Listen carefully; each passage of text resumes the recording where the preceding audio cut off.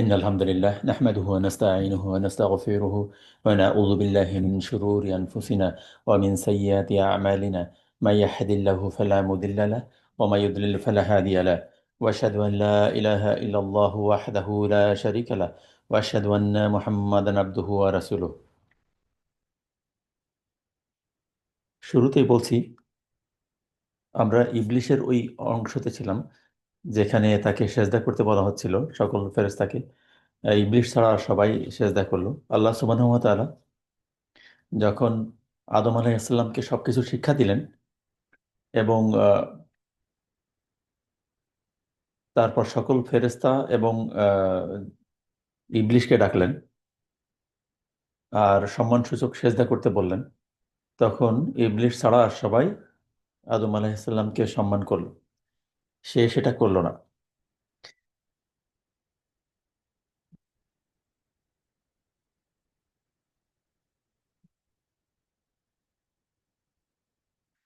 আল্লাহ সুবহানাহু ওয়া তাআলা বলছেন সূরা বাকারার 34 নম্বর আয়াতে, আর যখন আমি ফেরেশতাদেরকে বললাম তোমরা আদমকে সেজদা করো, তখন তারা সেজদা করলো ইবলিশ ছাড়া। সে অঙ্গীকার করলো এবং অহংকার করলো। সে অস্বীকার করলো এবং অহংকার করলো, আর সে হলো কাফিরদের অন্তর্ভুক্ত। শুরুতেই বলে রাখি, ইবলিশ শব্দের অর্থ হচ্ছে হতাশা। ইবলিশ শব্দের অর্থ হচ্ছে হতাশা।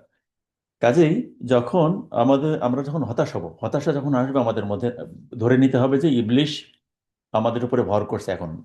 এটাই হচ্ছে তার মোক্ষম একটা সময়। সে তখন মানুষদেরকে দিয়ে খারাপ কাজ করানোর চেষ্টা করে। যখন মানুষ হতাশ হয়, খেয়াল করবেন, যখন মানুষ হতাশ হয়, প্রচণ্ডভাবে হতাশ হয় তার জীবনের ক্ষেত্রে, তখন সে মারাত্মক খারাপ কাজগুলো করতে শুরু করে।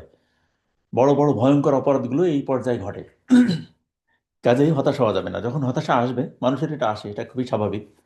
যখন হতাশা আসবে তখন ধরে নিতে হবে এবং মাথায় রাখতে হবে যে আল্লাহ সুবহানাহু ওয়া তাআলা সবকিছুর ঊর্ধ্বে এবং তিনি মহাশক্তিশালী, মহাশক্তিমান, এবং তিনি আমার পক্ষে আছেন। আমি তার বান্দা, আমি তার অনুগত বান্দা, এবং তিনি খালিক, তিনি মালিক, তিনি আর রাজ্জাক, তিনি উদ্ধারকারী, তিনিই পালনকর্তা। এভাবে যখন আমরা ভাবতে শুরু করব, তখন হচ্ছে আমরা সান্ত্বনা খুঁজে পাবো। এবং আল্লাহ সুবহানাহু ওয়া তাআলা বলছেন যে আমার পক্ষে থাকবে, সে হতাশ হবে না, তার চিন্তা করারও কোনো কারণ নেই। কাজেই যখন আমাদের মধ্যে হতাশা আসবে, আমরা ইবলিশের এই ঘটনা যেন মাথায় রাখি যে সে- যে তার পরে কি ঘটনাগুলো ঘটছিল তার ক্ষেত্রে, সেটা আমরা পরে আসছি। তো যখনই হচ্ছে আমাদের মধ্যে হতাশা আসবে, তখন আমরা যেন ধরে নিই যে আমরা ইবলিশের পথে হাঁটার চেষ্টা করছি। এই হতাশা থেকে অনেক বড় বড় অপরাধের সৃষ্টি হয়। কাজেই এখান থেকে আমরা আল্লাহর আশ্রয় চাইবো সব সময়। তো যখন সবাইকে সেজদা করতে বলা হলো আদমকে, সে ছাড়া আর সবাই করলো। সে এটা কেন করলো? কারণ আল্লাহ সুবহানাহু ওয়া তাআলা এমন না যে তিনি একবার কেউ আদেশ অমান্য করলো আর তাকে ধ্বংস করে ফেললো, এরকম ধরনের স্রষ্টা তিনি নন। তাকে বলা হয়েছিল এই বিষয়ে। তো তখন সে বলল যে ওকে তো সৃষ্টি করা হয়েছে মাটি থেকে, আমাকে সৃষ্টি করা হয়েছে আগুন থেকে। অর্থাৎ আগুন মানে হচ্ছে শক্তি, পাওয়ার। সে জানে এই স্মোকলেস পাওয়ার, এটা হচ্ছে যে ধোঁয়া পূর্ণ কোনো আগুন না, এটা হচ্ছে পিওর যে আগুন। আগুনের এই শিখা থেকে জিনকে তৈরি করা হয়েছে, জিন জাতিকে। তো সে এই বিষয়টাকে আহ, কারণ হচ্ছে যে এটা পোড়াইতে পারে অন্য কিছুকে, এটা একটা নিজেই একটা শক্তি, সেখান থেকে তাকে সৃষ্টি করা হয়েছে। সে এই বিষয়টাকে ইন্ডিকেট করলো যে আমাকে তো সৃষ্টি করা হয়েছে ওইখান থেকে। আর সে জানতো যে আদমকে মাটি থেকে তৈরি করা হচ্ছে। সে যখন হচ্ছে আদমের যখন আহ, রূহ আসেনি, তখন থেকে সে আদমকে দেখছে। কাজেই রূহ আসার পর তার অনুগত হইতে হবে বা তাকে সম্মান করতে হবে, এই বিষয়টা সে মেনে নিতে পারলো না। তাছাড়া সে ফেরেশতাদের মধ্যেও খুবই সম্মানিত কেউ ছিল, এবং তার উপর আল্লাহ তাআলা অনেক দয়া করছেন। এই বিষয়গুলো তার মধ্যে আসলো, এবং এটাও আসলো যে এতদিন আমি যে কদরটা পাইছিলাম, হয়তো আল্লাহ তাআলা এই সৃষ্টির কারণে আমার এই কদরটা কমে যাবে। কারণ সে দেখছিল যে একটা আয়োজন চলছে চারিদিকে, তাকে সৃষ্টি করা হয়েছে, এখনো রূহ আসেনি, আবার রূহ আসলো যখন, তখন তাকে শিক্ষা দেওয়া হইলো এবং তাকে একটা স্পেশাল অনার করা হলো ওখানে। এই বিষয়গুলো তার মধ্যে সে দেখছে নিজে। দেখার পরে সে ভেতরে ভেতরে জ্বলছে, তার ভেতরে হিংসা, অহংকার, এগুলো প্রবল আকার ধারণ করছে। এবং যখন আনুষ্ঠানিকভাবে সেজদা করতে বলা হলো, সে তখন অস্বীকার করলো। এরপরে পরের আয়াতে আল্লাহ সুবহানাহু ওয়া তাআলা বলছেন, আর আমি বললাম, হে আদম, তুমি ও তোমার স্ত্রী জান্নাতে বসবাস করো এবং তা থেকে আহার করো স্বাচ্ছন্দ্যে তোমাদের ইচ্ছা অনুযায়ী, এবং এই গাছটির নিকটবর্তী হও না, তাহলে তোমরা জালিমদের অন্তর্ভুক্ত হয়ে যাবে। তো এই ঘটনা এখানে এই আয়াতে এইটুকু বোঝা যাচ্ছে যে যখন এই ঘটনাগুলো ঘটলো, এখানে তো আরো অনেক কিছু ঘটনা ঘটছিল। তো এরপরে আদম আলাহিসাল্লামকে, তখন আসলে আদম আলাহিসাল্লাম তো একাই ছিলেন। এরপর আদম আলাহিসাল্লামের, রাসূল সাল্লাল্লাহু আলাইহি সাল্লাম বলছেন যে আদম আলাহিসাল্লামের পাঁজরের হাড় থেকে হাওয়াকে তৈরি করা হইল, এবং তাদেরকে বলা হইলো যে তোমরা জান্নাতে বসবাস করো, জান্নাতের একটা অংশে বসবাস করো, এবং একটা গাছ দেখানো হইলো, বললো যে এই গাছের নিকটবর্তীও হইও না,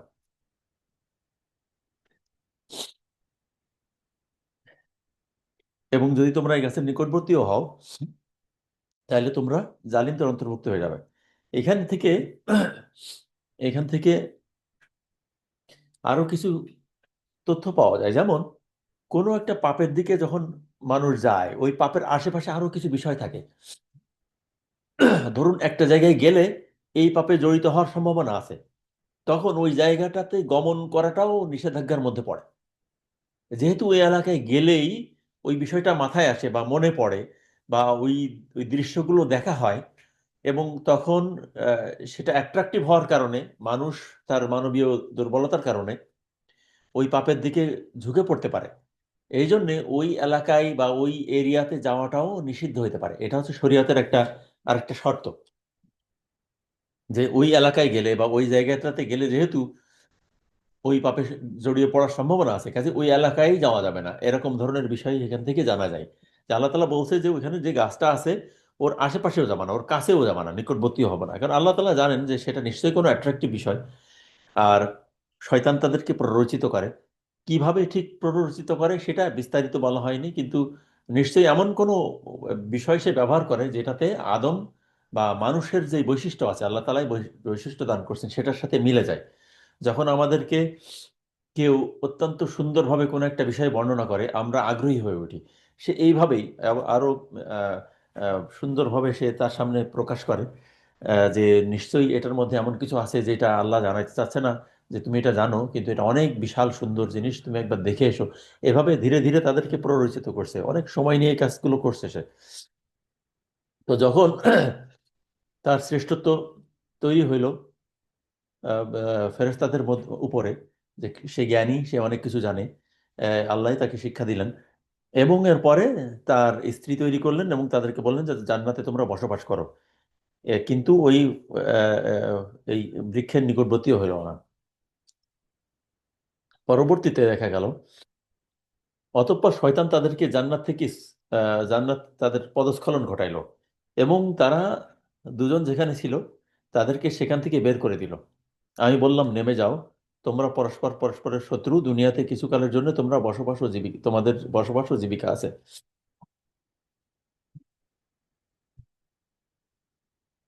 তো যখন শয়তানের প্ররোচনায় তারা ওই বৃক্ষর কাছে গেল এবং সেখানকার ফল ভক্ষণ করলো, সেই বৃক্ষ, সেখানে একটা ফল তারা খায়, আসলে সেটা কি তা জানি না। আহ, খ্রিস্টানরা বলে সেটা অ্যাপেল ছিল, কিন্তু এটা কিছু মিন করে না, যে যে কোনো ফলই হইতে পারে, অ্যাট্রাকটিভ এমন কিছু যেটাতে তারা প্ররোচিত হয়েছিল। এবং তারা আসলে তার পরপরই বুঝতে পারে, তাদের ভুল বুঝতে পারে এবং আল্লাহর কাছে ক্ষমা চায়। এখানে সবচাইতে উল্লেখযোগ্য বিষয় হচ্ছে এইটা, যখন যখন ইবলিশ আদমকে সেজদা করলো না, সম্মান জানালো না,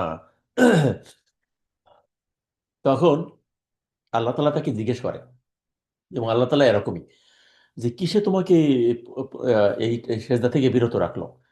তখন সে বলে যে আমাকে আগুন থেকে সৃষ্টি করা হয়েছে, তাকে মাটি থেকে তৈরি করা হয়েছে, এবং আমি তাকে সেজদা করতে পারি না। এবং আল্লাহ তালা তাকে আসলে বোঝায় এখানে অনেক। আল্লাহ তালা এরকম না যে আহ, ইবলিশ কিছু একটা করছে আর আল্লাহ খেপে গিয়ে তাকে অভিশপ্ত করবে, এরকম না, তাকে সুযোগ দেয়। তার অনেক অপশন ছিল সেখানে, কিন্তু সে সেইগুলোকে ব্যবহার করেনি। সে তার অহংকারের উপরে প্রতিষ্ঠিত থাকে। কাজে ভুল করার পরে যে ক্ষমা চায় সে হচ্ছে মানুষ, আর ভুল করার পরে যে ভুলের উপর প্রতিষ্ঠিত থাকে সে হচ্ছে শয়তান। এটা মাথায় রাখতে হবে। ভুল করার পর যে ক্ষমা চায় এবং আল্লাহর কাছে নতজানু হয়, তৌবা করে সে হচ্ছে মানুষ। আর যে ভুলের উপরে প্রতিষ্ঠিত থাকে সে হচ্ছে শয়তান। শয়তান এই কাজটি করছে, শুধু শুধু তাই না, সে এখানে এই ঘটনাগুলো থেমে থাকেনি। সে এরপরে এরপরে আল্লাহকে চ্যালেঞ্জ করছে। সে বলছে যে আপনি আমাকে তো অভিশপ্ত করলেন, তাহলে আমি আপনার এই বান্দা এবং তার যে বংশধর তাদেরকে আমি বিভ্রান্ত করতে থাকবো, আমার পথে নিয়ে আসবো, এবং আপনি আমাকে সেই শক্তি দেন, সামর্থ্য দেন। এর আগ পর্যন্ত তার ওয়াসওয়াসা দেওয়ার যে ক্ষমতা ছিল, এখন সে আরো ভিন্ন রকমের ওয়াসওয়াসা প্রাপ্ত হইল। সে আরো কিছু শক্তি প্রাপ্ত হইলো। এর আগে তার কিছু শক্তি ছিল, সেটা দিয়েই সে যথেষ্ট ছিল, কিন্তু আরো যাতে সে আদম সন্তানকে আরো বেশি বিভ্রান্ত করতে পারে, এই জন্য সে আরো বেশি শক্তিমত্তা চেয়ে নিল আল্লাহর কাছে, এবং আল্লাহ তার দোয়া কবুল করলো। কিন্তু আল্লাহ তালা এটাও বললো যে যে আমার পথে আছে, যে আমার পথে থাকবে, তুমি তাকে বিভ্রান্ত করতে পারবা না। আল্লাহ তালা এটাও তাকে বলে দেয়। তো এই ঘটনার পরে অনেকে বলে থাকে যে আদম আলাহিসাল্লাম হচ্ছে এই অভিশাপের ফল, পৃথিবীতে আমাদের আগমনটা অভিশাপের ফল। মূলত এটা না, বিষয়টা এরকম না। এই এই জায়গাটাতে অস্পষ্টতা আছে মানুষের বোঝার ক্ষেত্রে। খুবই সুন্দরভাবে জেনে রাখেন, খুবই পরিষ্কারভাবে জেনে রাখেন যে আহ, মানুষ অভিশপ্ত হয়ে পৃথিবীতে আসেনি। এটা শাস্তির জন্য এখানে আসছে এরকম ধরনের না। বিষয়টা হচ্ছে এরকম যে দেখেন, আল্লাহ তালা মানব জাতিকে সৃষ্টি করলেন এবং আল্লাহ তালা বললেন যে আমি যা জানি তোমরা তা জানো না। ফেরেশতাদের প্রশ্নের উত্তরে তিনি বললেন, মূলত এর আগেই তো তিনি পৃথিবী সৃষ্টি করছেন। এখানে জিন জাতিকেও তিনি সৃষ্টি করছিলেন। তাদের কারণে তাদের সেই জাতিকে তিনি ধ্বংস করে ফেলেন। এরপরে তিনি যে মানুষকে সৃষ্টি করেন, আল্লাহ তাআলার উদ্দেশ্যই ছিল এই মানুষেরা পৃথিবীতে আবাদ করবে, এই পৃথিবীতে চলাচল করবে, লেনদেন করবে, পৃথিবীতে তারা বসবাস করবে। সব কিছু আল্লাহ তাআলা জানেন, আগেই তৈরি করছেন এগুলো। এখানে আদমকে যখন তৈরি করছেন, তার আগেই আদম আলাহিসাল্লাম যেন এখানে আসতে পারে, এখানকার পরিবেশের সাথে থাকতে পারে, এখানকার ফলমূল, খাদ্যশস্য, এখানকার যেই বিষয়গুলো আছে সেগুলো তিনি তাকে শিক্ষাদান করছেন। আদমকে যে তিনি তিনি শেখালেন, তিনি সবই শেখাইছেন এখানে। এই শিক্ষার মধ্যে তার সবকিছুই আছে। কাজে এটা তার পরিকল্পনারই অংশ ছিল। আর এই যে ফল খাওয়া, এটা হচ্ছে তার একটি উপলক্ষ। আল্লাহ তাআলা জানেন যে এরকম একটা ঘটনা ঘটবে এবং এর প্রেক্ষিতেই তিনি তাদেরকে এই দুনিয়াতে পাঠাই দিবেন। এটা ছিল ওই ওই টার্নিং পয়েন্ট একটা। আর ভুল করা এটা তো হচ্ছে মানুষের নেচার। আল্লাহ তাআলা এই ভুলের বলছেন, তিনি তিনি ভুলের এই নেচার দিয়েই সৃষ্টি করছেন মানুষদেরকে। মানুষ যে অকৃতজ্ঞ হবে, মানুষ ভুলে যাবে, মানুষ ভুল করবে, পাপ করবে, এই প্রবণতা দিয়েই মানুষকে সৃষ্টি করা হয়েছে। এটা মানুষেরই বৈশিষ্ট্য। কিন্তু এই বৈশিষ্ট্যের ক্ষেত্রে যেটা উল্লেখযোগ্য সেটা হচ্ছে যে আমরা এই পাপের ফলে, পাপের পরে আমরা অনুশোচনায় ভুগবো কিনা, আল্লাহ দিকে ফেরত আসবো কিনা, তৌবা করবো কিনা, এটাই হচ্ছে মূল মূল পরীক্ষা। আমাদের ক্ষেত্রে ভুল ঘটবে, আমাদের ক্ষেত্রে এরকম ধোঁকাবাজি হবে, আমাদের মন ওইদিকে যাইতে চাইবে, আমরা পাপ করে ফেলবো, আমরা অনেক কিছু করবো এখানে, কিন্তু এর পরে আমরা ব্যাক করছি কিনা, আল্লাহর কাছে ব্যাক করছি কিনা, নাকি শয়তানের মতো হচ্ছে পাপের উপরে প্রতিষ্ঠিত থাকছি যে আমি ধ্বংস করে ফেলবো নিজেদেরকে, আত্মহত্যা করব, আমার কোনো উপায় নাই, হতাশ হয়ে আমরা খারাপ কাজ করা শুরু করব, এরকম করব, নাকি হচ্ছে আল্লাহর পথে আসবো। এইটাই হচ্ছে আল্লাহ তাআলার পক্ষ থেকে পরীক্ষা, এবং এই জন্যই তিনি পৃথিবীতে পাঠাইছেন। আর এই বৈশিষ্ট্যগুলো মানুষের মধ্যে দিয়েই তিনি সৃষ্টি করছেন। আদমের যে সন্তানগুলো হচ্ছে, এবং আদম আলাহিসাল্লাম সবারই একই বৈশিষ্ট্য। আদম, হাওয়া এবং তাদের পক্ষ থেকে, তাদের পর থেকে যতগুলো সন্তানাদি আসছে পৃথিবীতে, সবারই একই রকমের নেচার। এই নেচারের একটা অংশ হচ্ছে যে এই গাছের কাছে তিনি গেছিলেন, প্ররোচিত হয়েছিলেন, এবং তিনি সেই ফল ভক্ষণ করছেন, এবং তারপরে আল্লাহ তাআলা তাদেরকে পৃথিবীতে পাঠাই দিয়েছেন। আর মানুষ এখানে পরস্পর পরস্পর শত্রু হয়ে যাবে, এগুলো বলছে যে আমরা একে অপরের শত্রু হয়ে যাবে, এখানে এই বিষয়টাও আসছে। নেমে যাও তোমরা একে অপরের শত্রু হিসেবে। একে অপরের শত্রু মানে হচ্ছে যে মানুষ, এক মানুষ আর এক মানুষের শত্রু হয়ে যাবে, বিভিন্ন ক্ষেত্রে শত্রুতা হবে। সেই ক্ষেত্রে আমরা কি করব, আমাদের এই জন্য তিনি আবার গাইডলাইনও দিয়েছেন যে তোমাদের ক্ষেত্রে এই ঘটনাগুলো ঘটবে, এই এই পরিস্থিতিগুলো আসবে, তোমাদের নেচারের মধ্যে এগুলো আছে, এগুলোই দেওয়া হয়েছে তোমাদেরকে, বৈশিষ্ট্য সমূহ এরকম। কিন্তু আমার পক্ষ থেকে বিধান হচ্ছে এরকম যে এইগুলো থাকার পরেও তোমরা আসলে আমার এই বিধানের উপরে প্রতিষ্ঠিত থাকবা, তাহলে তোমরা সফল কাম হবা। এটার জন্য তোমাদেরকে পৃথিবীতে পাঠাইছি। মূল বিষয় হচ্ছে এরকম। তো কাজেই এখানে শয়তান হচ্ছে তার শয়তানির উপরে প্রতিষ্ঠিত থাকলো। আর আদম আলাহিসাল্লাম বললেন, রাব্বানা আতিনা রাব্বানা জালামনা আনফুসানা ওয়া ইল্লাম তাগফির লানা ওয়া তারহামনা লানাকুনান্না মিনাল খাসিরিন। হে আল্লাহ, আমি আমার নফসের উপরে জুলুম করে ফেলছি, আপনি আমাকে ক্ষমা করেন, আপনি ছাড়া তো আর ক্ষমা করার কেউ নাই, আমাকে উদ্ধার করেন। তখন আল্লাহ তাআলা সেটা আবার কবুল করলেন। এটা হচ্ছে আল্লাহ তাআলা। সে আদম আলাহিসাল্লাম ভুল করলেন, আর আল্লাহ তাআলা তাকে ক্ষমাও করলেন।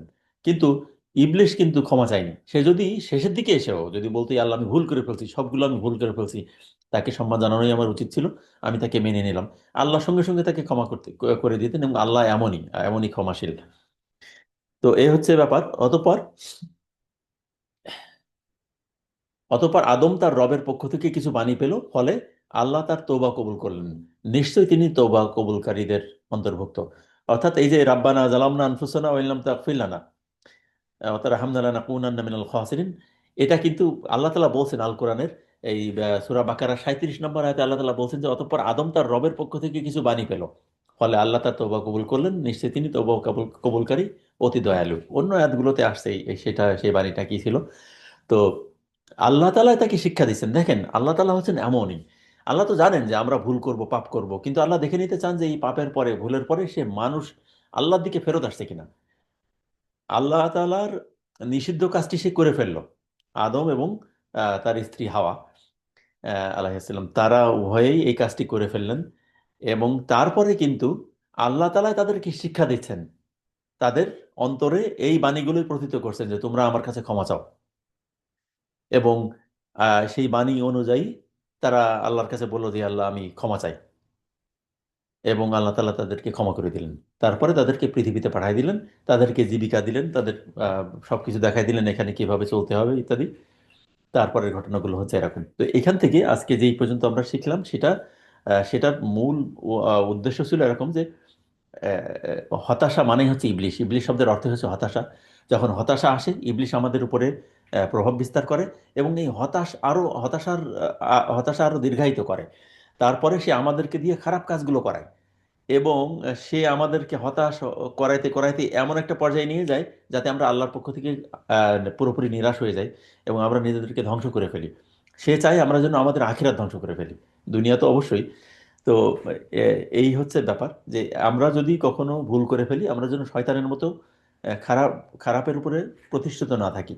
আমরা যেন সঙ্গে সঙ্গে নতজানু হই, আল্লাহর কাছে ফেরত আসি এবং বলি, আল্লাহ, আপনি আমাকে ক্ষমা করে দেন, আপনি ছাড়া ক্ষমা করার কেউ নেই, আপনিই মালিক একমাত্র, আপনি ছাড়া আমাদের আর কোনো মালিক নেই। এবং আপনাকেই বিশ্বাস করি, এবং আমরা যত ভুল ভ্রান্তি যা কিছু করছি, আপনিই ক্ষমাশীল, আপনিই ক্ষমা করতে পারেন, আপনি আমাদেরকে ক্ষমা করে দেন। এবং আল্লাহ তাআলা ক্ষমা করতে পারেন, এবং আল্লাহই ক্ষমা করেন। তিনি বলছেন যে আমি ক্ষমাকারী। এটাই ছিল আমাদের মূল বক্তব্য। আসসালামু আলাইকুম ওয়া রাহমাতুল্লাহি ওয়া বারাকাতুহু।